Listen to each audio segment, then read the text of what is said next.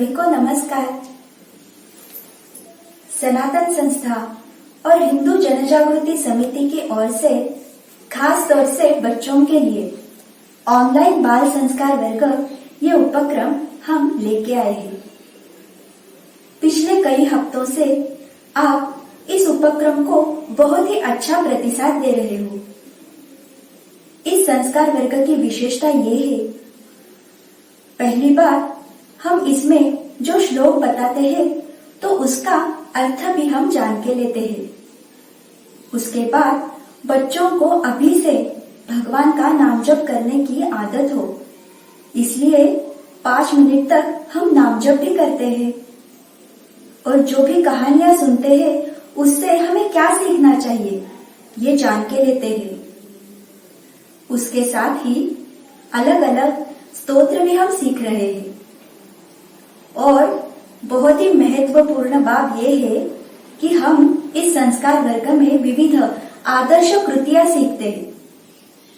ये बहुत ही छोटी छोटी कृतियां रहती है जो बच्चे अभी से अगर उनके आचरण में लाएंगे तो उन पर बहुत ही अच्छे संस्कार होंगे और बड़े होने के बाद वो एक बहुत ही आदर्श और सफल जीवन जी पाएंगे। तो ऐसे ही आप सभी लोग इस संस्कार वर्ग को देखते रहना। चलो फिर अब आज का संस्कार वर्ग हम आरंभ करेंगे। सनातन संस्था के श्रद्धास्त्रोत परम पूज्य भक्तराज महाराज तथा संस्थापक परात्पर गुरु डॉक्टर जयंत आठवले जी के चरणों में वंदन कर हम आज का यह संस्कार वर्ग आरंभ करेंगे। अभी हम श्री गणेश जी के चरणों में प्रार्थना करेंगे। सभी बच्चों ने हाथ जोड़े होंगे ना? अब हर दिन और हर संस्कार वर्ग में हम ऐसी प्रार्थना करते हैं। तो हाथ जोड़ने के बाद क्या करेंगे? आंखें बंद करेंगे और एकाग्रता के साथ ये जो प्रार्थना है ये मन ही मन आप भी मेरे साथ कर सकते हो। हे श्री गणेश जी, आपकी ही कृपा से इस संस्कार वर्ग में सहभागी होने का अवसर हमें प्राप्त हुआ है। हम आपकी शरण में आए हैं। हे श्री गणराया, इस संस्कार वर्ग में जो भी सूत्र आप हमें बताएंगे वो हमें समझ में आने दो और उसके अनुसार कृति करने के लिए आप ही हमें शक्ति, बुद्धि एवं क्षमता दीजिए। ऐसी आपके श्री चरणों में शरणागत भाव से प्रार्थना है। अब हम श्री गणेश जी का श्लोक कहेंगे। सभी बच्चे घर पर मेरे साथ ये श्लोक कहेंगे। वक्रतुंड महाकाय सूर्यकोटि समप्रभ निर्विघ्नं कुरु मे देव सर्वकार्येषु सर्वदा। इस श्लोक का अर्थ है, गलत मार्ग पर चलने वाले दुर्जनों का नाश करने वाले सर्वशक्तिमान कोटि सूर्यों का तेज धारण करने वाले हे श्री गणेश जी, आपकी कृपा से मेरे सर्व कार्य बिना किसी बाधा के सफल हो, ऐसी आपके चरणों में प्रार्थना है। बच्चों, अब संस्कार वर्ग के पहले सत्र में हम क्या देखते हैं? तो सभी छोटे छोटे बच्चे जो अब बहुत ही अच्छे हो रहे हैं, संस्कारी हो रहे हैं और वो अपने अनुभव हमारे साथ चैट बॉक्स में डाल भी रहे हैं। तो ये सब हम भगवान की कृपा से ही कर रहे हैं, ये हमेशा हमें ध्यान में रखना है। तो आज कौन से बच्चों के अनुभव हमें प्राप्त हुए हैं वो हम देखेंगे, क्योंकि हमें बहुत सारे अच्छे अनुभव, अच्छी प्रतिक्रियाएं मिल रही है। तो उसमें से कुछ प्रतिक्रिया आज हम पढ़ेंगे। तो पहले जो है ना, उसका नाम है तुषार मोरे। उन्होंने लिखा है कि धर्म के लिए किए जा रहे प्रयत्न बहुत अच्छे हैं, वैसे ही करना चाहिए। मुझे ये बाल संस्कार वर्ग बहुत अच्छा लगता है। अश्विनी नवले ने लिखा है कि उन्हें बोध कथा अच्छी लगती है। उसको नामजप करते समय लगा कि वो श्री गणेश जी के चरणों में बैठकर नामजप कर रही है। प्रणव परब लिख रहा है कि वह संस्कार वर्ग में जुड़ने के बाद नामजप करने लगा है। उसने अपने मित्र को भी संस्कार वर्ग के बारे में बताया है। वो भी अपनी दीदी के साथ अपने घर पर सुनता है। बाद में प्रवीण दलाल ने लिखा है कि उन्हें बहुत सारी कहानियां सुनकर अच्छा आचरण करने का अवसर मिला है।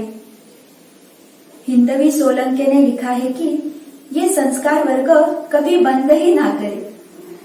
तो ये बच्चों ने बहुत से अच्छे अनुभव, अच्छी प्रतिक्रियाएं हमें भेजी है। माता पिता अब अनुभव लिखने के बाद बच्चों का नाम भी आगे लिख रहे हैं। ये बहुत ही अच्छी बात है और हमें ऐसे ही अब करना है। हमारे अन्य मित्रों को भी इसके बारे में अवश्य बताना और अपना संपर्क क्रमांक भी आप चैट बॉक्स में डालें ताकि हम आपसे संपर्क कर सकें। बच्चों, हमारे कल के बाल संस्कार वर्ग में हमने श्री राम की परम भक्त शबरी माता की कहानी देखी थी। उसकी जो भक्ति थी उसकी हम तुलना किसी से नहीं कर सकते। जीवन भर उसने प्रभु की राह देखी और उसके कारण उसकी भक्ति के ऊपर प्रसन्न होकर प्रभु श्री राम ने उसका उद्धार किया। उसके बाद हमने और एक छोटी सी कथा देखी थी गरीबदास की, कि स्वयं गुरु ने अंत में शिष्य को पहचानकर वे उसके शिष्य बन गए थे। और बाद में हमने स्वच्छता की आदतें अपनाने के लिए हम क्या कर सकते हैं ये भी देखा था। सबको याद है ना? और सभी ने अपने घर की, अपने स्वयं की और स्वयं के मन की भी स्वच्छता करना आरंभ किया ना। चलो, अब हम जिसके लिए आतुर रहते हैं ना, वो आज की कथा हम सुनने वाले हैं। सभी को आचार्य चाणक्य पता है ना? आचार्य चाणक्य जी, इनका बालपन का नाम था विष्णुगुप्त और आगे जाकर फिर वे आचार्य चाणक्य इस नाम से प्रचलित हुए। वे वीर सम्राट चंद्रगुप्त मौर्य के गुरु भी थे। उसके साथ कौटिल्य इस नाम से भी वो जाने जाते हैं। तो ऐसे ही बहुत ही महान आर्य चाणक्य जी की कहानी आज हम देखने वाले हैं। उनके काल में बिजली ऐसे कुछ भी नहीं था, तो जब भी रात होती थी ना, तब तेल का दिया जलाते थे और उस दिए के प्रकाश में सभी काम लोग करते थे। तो ऐसे ही एक दिन आचार्य चाणक्य जी अपने घर पे थे और वे वहां पे एक दिए के प्रकाश में एक महत्वपूर्ण अभिलेख का लेखन कर रहे थे। उस समय वहां पे 2 दिए थे, परंतु उसमें से एक ही दिया उन्होंने जलाया था और उसके प्रकाश में ही वो ये काम कर रहे थे। और थोड़ी ही देर में क्या हुआ ना, उनसे मिलने के लिए एक चीनी यात्री आ गए। उस यात्री को देख आचार्य जी ने उसका बहुत ही अच्छे से स्वागत किया और उसे अपने पास बैठा के रखा। और पहले उन्होंने अपना जो काम चल रहा था ना, वो पूरा अभिलेख का काम उन्होंने पूर्ण किया। वो हो जाने के बाद उन्होंने उनके सामने जो दिया जल रहा था ना, वो उन्होंने शांत किया, वो बुझाया दिया। और बाद में उसके पास जो दूसरा दिया था वो उन्होंने प्रज्वलित किया। और फिर वे चीनी यात्रिकों के पास आए और उससे बोलने लगे। आचार्य चाणक्य जी की ये कृति देख उस चीनी यात्री को कुछ पता नहीं चल रहा था कि उन्होंने ऐसे क्यों किया। एक दिया तो जल रहा था। उसे लगा ये कुछ तो भारतीय प्रथा होगी, उसका आचरण आचार्य जी करते होंगे। तो ऐसे हो जाने के बाद उसने बहुत ही कौतूहल से आचार्य चाणक्य जी को पूछा, आचार्य, आपने अभी ऐसे क्यों किया? एक दिया जल रहा था तो वो आपने बुझाया और फिर मेरे पास ये नया दिया आपने जलाया, तो ऐसी कुछ प्रथा है क्या यहाँ पे?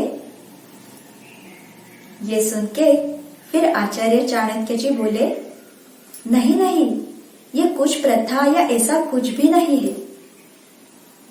ये जो दिया है उसका जो तेल है और अभी मैं अभिलेखन का जो कार्य कर रहा था, ये सारा राष्ट्र की संपत्ति है और अभी मैं ये राष्ट्र का कार्य कर रहा था। ये कार्य करने के लिए मुझे राष्ट्र की अधिकोष से, राष्ट्र से ही ये सारी संपत्ति और ये सारा साहित्य प्राप्त हुआ है और इसका उपयोग करके ही मैं राष्ट्र का कार्य कर रहा था। अब आप आए हो तो आपके साथ मैं जो भी चर्चा करूंगा तो वो व्यक्तिगत स्वरूप की है ना, तो इसलिए ये जो राष्ट्र की संपत्ति है तो वे मेरे व्यक्तिगत काम के लिए मैं कैसे उपयोग में लाऊं? अगर मेरे जैसे कई लोगों ने राष्ट्र की संपत्ति ऐसे ही व्यक्तिगत कार्य के लिए उपयोग में लाई तो राष्ट्र का कितना नुकसान होगा। राष्ट्र की संपत्ति की बहुत ही हानि होगी इससे। तो इसीलिए ये जो राष्ट्र की संपत्ति है वो केवल और केवल राष्ट्र के कार्य के लिए ही मैं उपयोग में लाता हूँ। और अब हम जो चर्चा करेंगे वो हमारी वैयक्तिक है, इसलिए मैंने अभी जो दूसरा दिया जलाया ना, तो वो दिया, उसका तेल, ये सारा मैंने मेरे खर्चे से लाया है, तो उसका उपयोग अब मैं मेरे वैयक्तिक काम के लिए करूंगा। आचार्य चाणक्य जी का ये सारा विश्लेषण सुनकर वो जो चीनी यात्री गुरु थे वो भी बहुत ही आश्चर्यचकित हो गए और फिर बाद में उन्होंने अपनी चर्चा को आरंभ किया। बाल मित्रों, ये बहुत ही छोटा प्रसंग था, लेकिन इससे हमें बहुत ही अच्छा गुण सीखने को मिलता है। कितना ये राष्ट्र के प्रति उनका प्रेम था, उनकी जो वाणी थी, उनके आचार, विचार, व्यवहार, सारा ही कितना स्वच्छ और निर्मल है कि जिसमें केवल और केवल राष्ट्र के प्रति प्रेम ही दिखाई देता है। वे कितने महान थे ना। तो उन्होंने जैसा किया उससे थोड़ा सा भी हम अगर अपने जीवन में आचरण में लाए ना, तो भी हमारा जीवन सफल हो जाएगा। तो अभी आज से हम ऐसा प्रयास करेंगे। इनको हम कोई उपमा भी नहीं दे सकते, इतने ये आचार्य चाणक्य जी महान थे। तो हमारे सामने ऐसे ही बहुत ही अच्छे अच्छे महापुरुषों के आदर्श है। सभी बच्चों को ये कहानी अच्छी लगी ना? सभी बच्चे मुझे एक प्रश्न का उत्तर देंगे। हाँ, आप चैट बॉक्स में भी डाल सकते हैं। हमने अभी जो कथा सुनी ना, तो उस कथा से आर्य चाणक्य जी का कौन सा गुण आपको सीखने को मिला? आपने ध्यान से सुनी ना कथा? तो आप अवश्य ये उत्तर चैट बॉक्स में डालिए और बाद में इसी गुण के बारे में आज हम आदर्श कृति देखने वाले हैं। ठीक है बच्चों, अब हम और एक कथा देखने वाले हैं। ये कथा तो बहुत ही निराली है, बहुत अच्छी है। इस कथा से हम त्याग की परिसीमा क्या होती है ये देखेंगे। महर्षि दधि जी, इनकी एक कथा है। तो प्राचीन काल में एक बहुत ही बड़ा दैत्य था। उसका नाम था वृत्रासुर। तो ये जो असुर था ना, ये बहुत बलवान था और उसको बहुत ही अपनी इस शक्ति पर घमंड था। उसके कारण वो बहुत उन्मत्त हुआ था। वो सभी को बहुत ही तकलीफ दे रहा था। सारे देव ऋषि मुनि उसके कारण बहुत ही त्रस्त थे, क्योंकि कोई देवता उसे हरा भी नहीं सकते थे। इसके कारण सभी देवी देवता आपस में विचार विमर्श कर रहे थे, परंतु इस वृत्रासुर को कैसे वश में किया जाए, उसका कैसे वध किया जाए, इसके बारे में उन्हें कुछ भी राह ही नहीं दिख रही थी।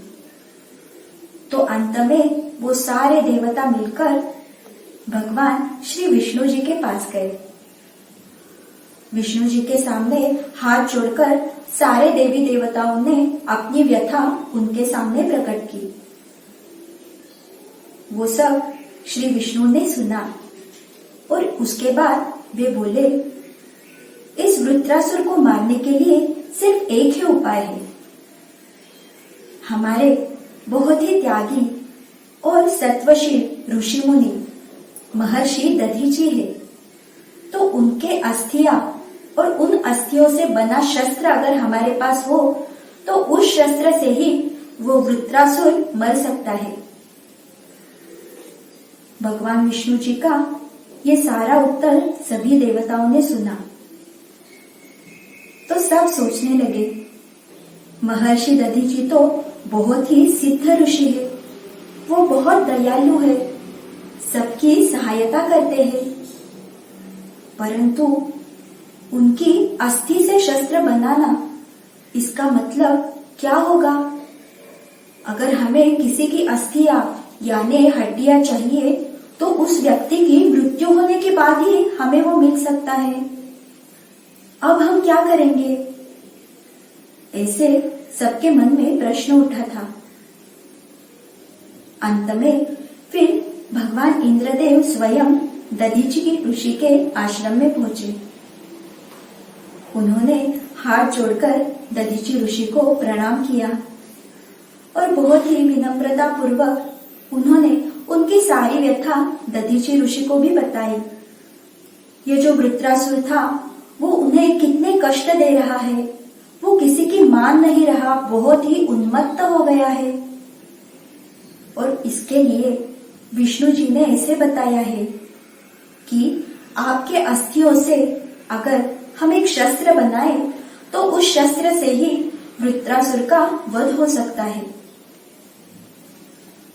इंद्रदेव की ये सारी बातें दधीची ऋषि बहुत ही शांतता पूर्वक सुन रहे थे। ये सारा सुनने के उपरांत बिना विलंब वो तुरंत बोले, इंद्रदेव अब बिल्कुल ही चिंता न करें, मैं अभी अपने प्राण आपको अर्पित करता हूँ और केवल लोक कल्याण का हेतु मन में रखकर उन्होंने अपने प्राणों का त्याग करने का निश्चय किया। बच्चों, ये कितनी बड़ी बात है। और उसी समय अपने योग बल के सामर्थ्य से उन्होंने अपने प्राण त्याग दिए। बाद में इंद्रदेव ने उनकी अस्थियां एकत्रित कर उससे एक शस्त्र बनाया, वो अभिमंत्रित किया और अंत में उसी शस्त्र से वृत्रासुर का नाश हो गया। वृत्रासुर का वध के लिए केवल और केवल ये जो शस्त्र था वही उपयोग में उन्होंने लाया। तो ऐसे बहुत ही महान ऐसे हमारे ये महर्षि दधीची थे। हम सभी बच्चे उनके चरणों में कोटि कोटि कृतज्ञता व्यक्त करेंगे। बच्चों, आपके ध्यान में आया ना, अपने जो ऋषि मुनि हुए हैं वो कितने महान थे, उन्होंने कितना त्याग किया है। आज हमने सिर्फ एक दधीची ऋषि की ये कहानी सुनी, परंतु ऐसे बहुत सारे ऋषि मुनि हमारे हिंदू धर्म में हैं। महर्षि दधीची ने जिस प्रकार लोक कल्याण के लिए अपने प्राणों का त्याग किया, वैसे ही हमें भी कुछ भी अच्छी बातों के लिए, अच्छे कार्य के लिए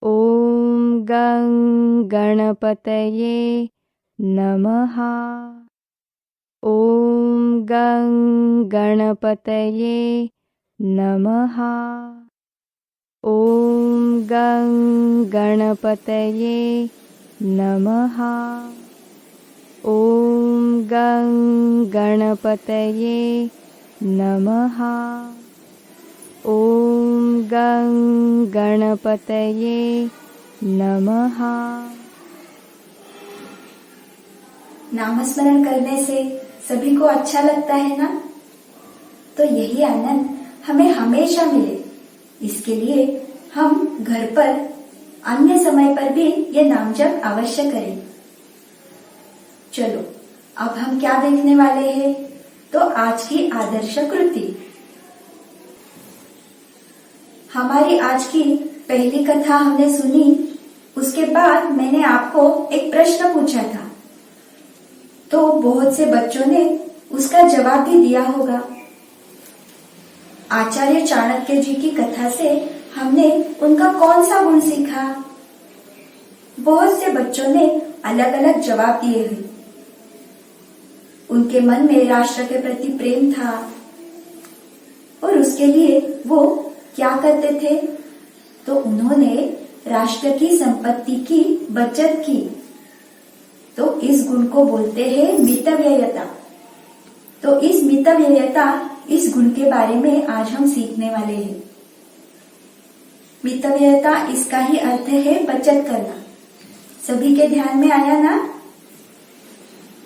हमारे घर में बहुत बार बड़े लोग हमसे कहते हैं कि घर की वस्तुएं, कुछ साहित्य रहता है या फिर कुछ अलग अलग उपकरण रहते हैं, तो वो अच्छे से उपयोग में लाना या उसकी कुछ हानि नहीं होने देना, ऐसे हमें बोलते हैं ना? तो इसे ही मितव्ययता ऐसे बोलते हैं। जितना कम खर्च हम कर पाए उतना हम कर सकते हैं। मितव्ययता ये ईश्वर का ही बहुत बड़ा गुण है। तो आज हम यही गुण देखने वाले हैं। ये गुण हम अपने अंदर कैसे ला सकते हैं, ये हम अब देखेंगे।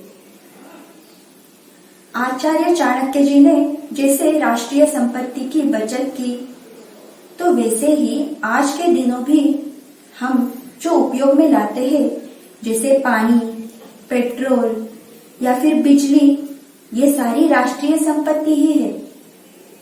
तो इस राष्ट्रीय संपत्ति का उपयोग हम जितना चाहिए उतना ही अगर करें ना, तो हम राष्ट्रीय संपत्ति की बचत कर सकते हैं। तो ये सब हम अब कैसे करेंगे, ये हम देखेंगे।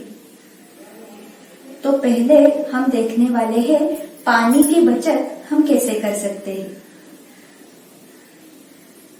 तो जब भी हम स्नान करते हैं या फिर मुंह धोते हैं, दांत मांजते समय या फिर बर्तन, कपड़े धोते समय, बहुत बार हमारा जो नल रहता है ना, वो वैसे ही चालू रहता है।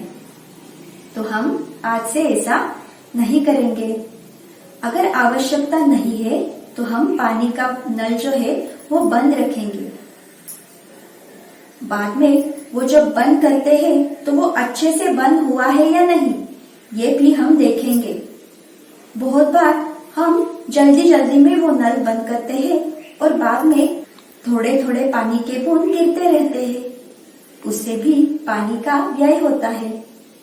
और बहुत बार कैसे होता है ना, हम पानी पीने के लिए गिलास में पानी लेते हैं और वो पूरा गिलास भर के हम पानी लेते हैं और उतना पानी हम पी नहीं पाते और आधा गिलास पानी पीते हैं और आधा फिर फेंक देते हैं।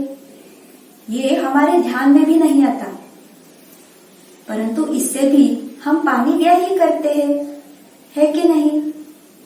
तो अभी हम क्या करेंगे, हमें जितने पानी की आवश्यकता है उतना ही हम लेंगे। अगर और चाहिए तो हम और बाद में ले सकते हैं ना। तो ऐसे हम पानी की बचत कर सकते हैं। अब दूसरा हम क्या करेंगे, तो हमारे सबके घर में बिजली होती है, तो बिजली भी राष्ट्रीय संपत्ति है। तो बिजली की बचत हम कैसे करेंगे, ये अब देखते हैं।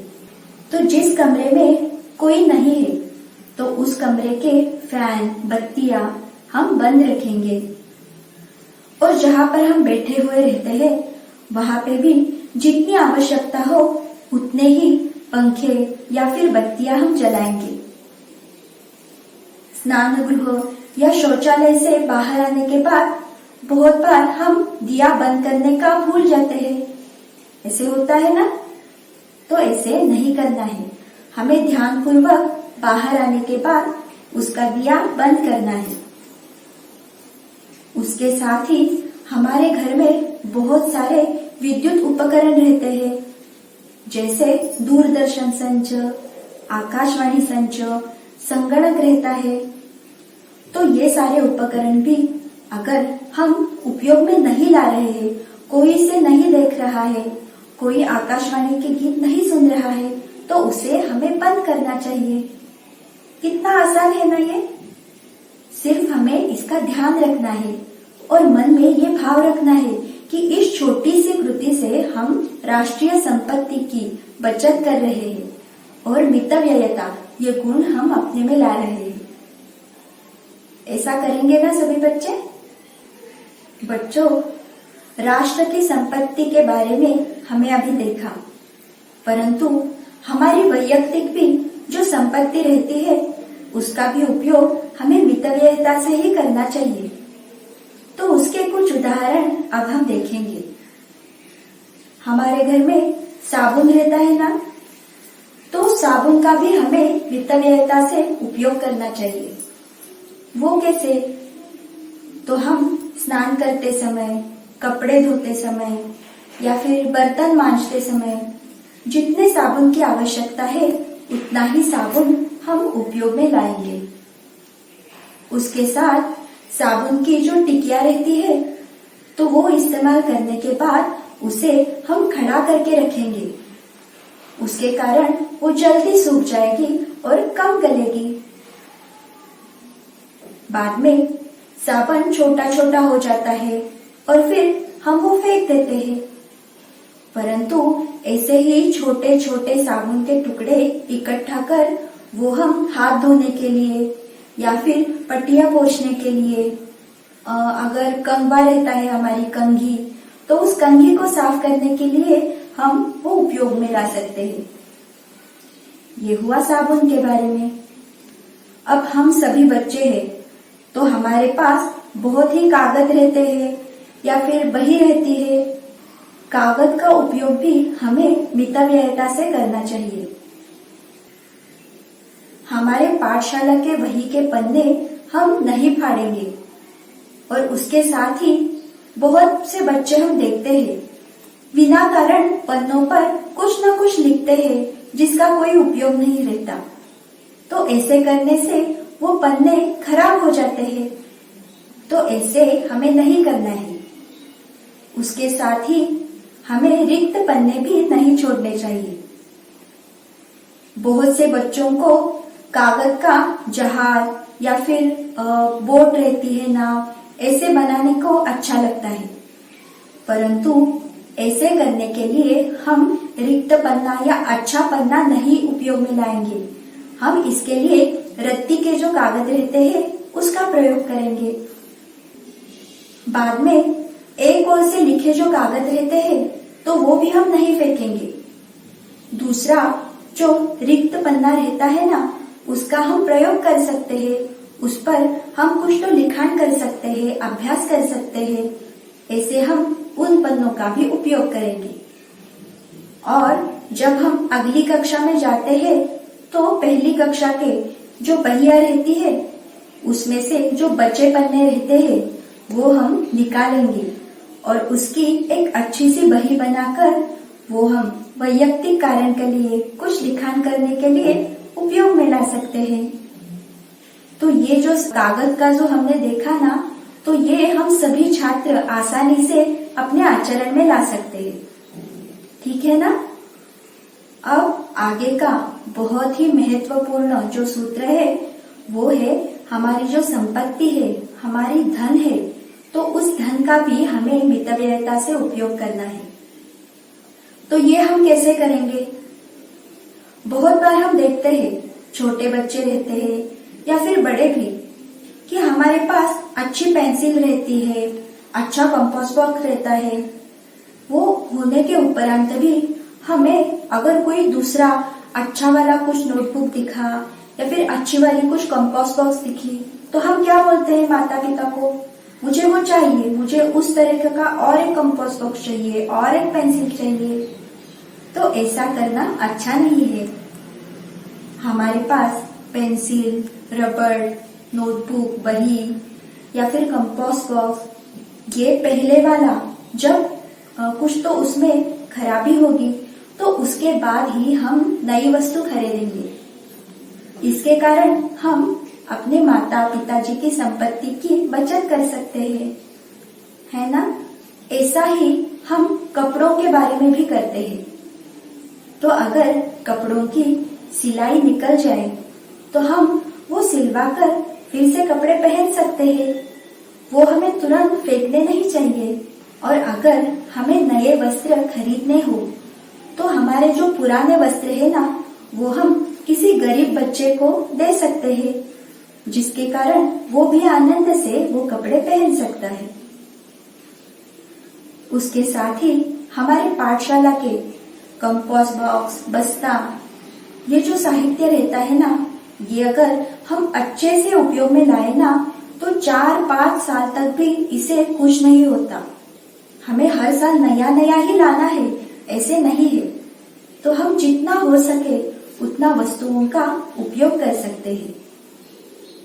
हमारे पाठशाला की जो पुस्तक रहते हैं या फिर बहिया रहती है, कुछ अच्छे नोट्स हमने निकाले हुए रहते हैं, ये भी पूरे साल तक हम उपयोग में लाते हैं और बाद में हम फेंकते हैं। तो ऐसा भी नहीं करेंगे। हम वो सारे पुस्तक अच्छे से उपयोग में लाएंगे।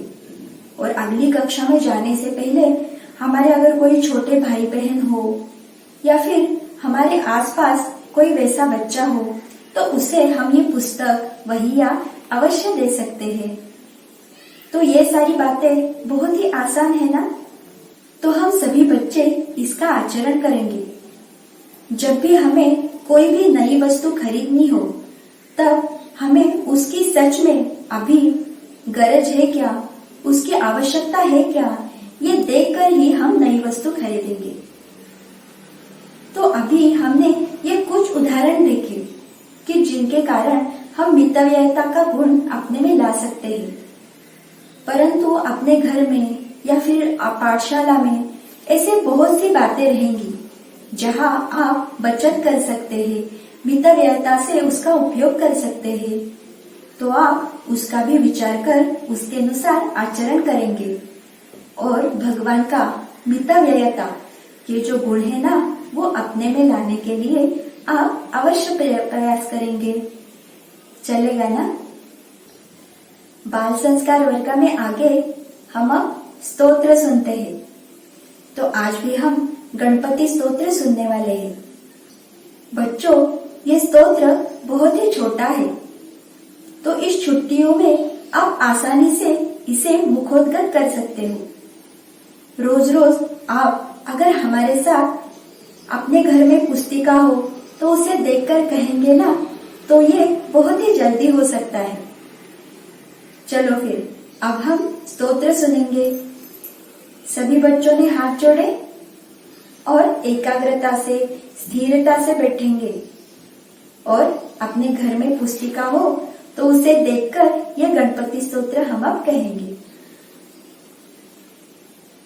श्री गणेशाय नमः। नारद उवाच प्रणम्य शिरसा देवं गौरीपुत्रं विनायकं भक्तावासं स्मरे नित्यं आयुः कामार्थसिद्धये। प्रथमं वक्रतुण्डं च एकदन्तं द्वितीयकं तृतीयं कृष्णविङ्गाक्षं गजवक्त्रं चतुर्थकं लम्बोदरं पञ्चमं च षष्ठं विकटमेव च सप्तमं विघ्नराजेन्द्रं धूम्रवर्णं तथाष्टमं नवमं भालचन्द्रं च दशमन्तु विनायकम् एकादशं गणपतिं द्वादशन्तु गजाननं द्वादशैतानि नामानि त्रिसन्ध्यं यः पठेन्नरः न च विघ्नभयं तस्य सर्वसिद्धिकरं प्रभो विद्यार्थी लभते विद्यां धनार्थी लभते धनं पुत्रार्थी लभते पुत्रान् मोक्षार्थी लभते गतिम् जपेत् गणपतिस्तोत्रं षड्भिर्मासैः फलं लभेत संवत्सरेण सिद्धिं च लभते नात्र संशयः अष्टभ्यो ब्राह्मणेभ्यश्च लिखित्वा यः समर्पयेत् तस्य विद्या भवेत् सर्वा गणेशस्य प्रसादतः इति श्रीनारदपुराणे संकष्टनाशनो गणेशस्तोत्रम संपूर्णम। सभी ने स्तोत्र कहा ना। चलो अब हम बाल संस्कार वर्ग में आज क्या क्या देखा वो देखेंगे। आज की जो कहानी थी वो आचार्य चाणक्य जी की कहानी हमने देखी और उसके बाद महान त्याग करने वाले बहुत ही महान महर्षि दधि जी की कथा भी हमने सुनी। बाद में आज की जो आदर्श कृति थी वो थी मितव्ययता अर्थात बचत। वो हम किस प्रकार कर सकते हैं ये भी हमने आज सीखा। तो आज इतनी सारी जो बातें हमें पता चली है वो किसके कारण हमें पता चली? भगवान के कारण हमें ये सब मिला है। तो इसके लिए हम भगवान के चरणों में अब कृतज्ञता व्यक्त करेंगे। हे भगवान, आप ही के कारण इस संस्कार वर्ग में हमें आज बहुत कुछ सीखने को मिला। इसके लिए हम आपके चरणों में कृतज्ञता व्यक्त करते हैं। चलो फिर आज का संस्कार वर्ग अब यहाँ पे ही समाप्त होने वाला है, परंतु कल फिर से एक नई कहानी और नई अच्छी अच्छी कृतियां सीखने के लिए आप अवश्य जुड़ना। अपने अन्य जो मित्र है तो उन्हें भी इसके बारे में बताना। ऑनलाइन स्क्रीन पे जो तलपट्टी जा रही है वहाँ पे हमारा संपर्क क्रमांक भी दिया है। आप हमें भी संपर्क करें और हमें आप बोल सकते हैं आपको कैसे लग रहा है। उसके साथ ही हमारी जो वेबसाइट है www.balsanskar.com इसे भी अवश्य भेज दें। ठीक है, चलो फिर आज के इस वर्ग में हम यहाँ पर ही रुकेंगे। कल तक के लिए नमस्कार।